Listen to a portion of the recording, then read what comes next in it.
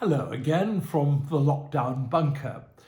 I've found that my world, you must have found exactly the same thing, has shrunk to the place where I live and the area immediately around it. In my case, the area is Oxford, which is weirdly empty of students and tourists and people selling things in the shops. I ventured out to take some photographs of it to show you, so here they are. This is St Giles. It's emptier than Mosul under ISIS, Kabul under the Taliban, Sarajevo during the siege.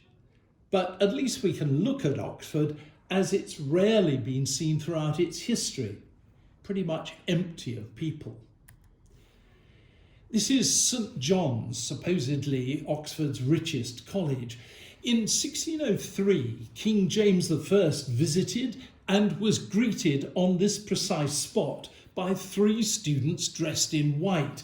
It never fails to tickle me that Shakespeare was probably in the crowd at the time, and it definitely gave him the idea for the 3 witches in Macbeth: double, double, toil and trouble. Balliol College, somewhere along here, now pretty much lost, was a tavern where the gunpowder plot conspirators came together in late 1604 and first talked about blowing up the Houses of Parliament, something, of course, people have been wanting to do ever since. This, sadly, is the second oldest family-owned department store in the world, and it's closed down. It's not been killed by coronavirus. It closed just before the lockdown. Antony Gormley's statue on the roof of Blackwell's art and poster shop. Gormley based it on moulds from his own body, but it looks as though a rather incontinent bird has landed on it at some stage and defaced it. Oh dear, never mind. Before 1509, this was the main entrance to Brasenose College. It's quite spooky. People claim to have seen a cloaked figure disappearing through the wall here as it's got dark. The High, Oxford's main street, amazingly bereft of pretty much all human life. Nikolai Pevsner, the great architectural historian, called this one of the world's great streets, and he certainly knew. This was a site not only of the Swindlestock Tavern, but actually of an epic fight there in 1355, when 2 students complained about the wine. There was a riot which lasted 3 days and 100 people were killed.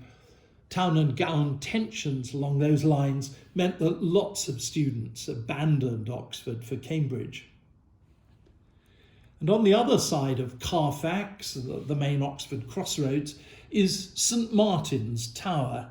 In 1606, Shakespeare came here to witness the christening of his godson, later the playwright Sir William Davenant. Davenant always maintained that Shakespeare was really his dad, not just his godfather.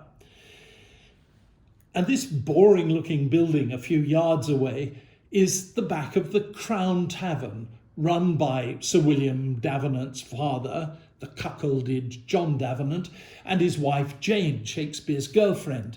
The first floor room where Shakespeare slept is wonderful, mostly unchanged, and, wouldn't you know it, usually barred to the public. Close by is Golden Cross Yard, now under lockdown. There was a very early performance of Hamlet here, with Shakespeare almost certainly playing the ghost. And finally, the Randolph Hotel, where Inspector Morse used to hang out. Now, of course, it's almost entirely empty, though if you peer through the windows, you can still see the tables all set for dinner inside. It's like the Marie Celeste of dining. Well, that's a quick trip round lockdown Oxford. I hope you enjoyed it, and until we meet again, goodbye.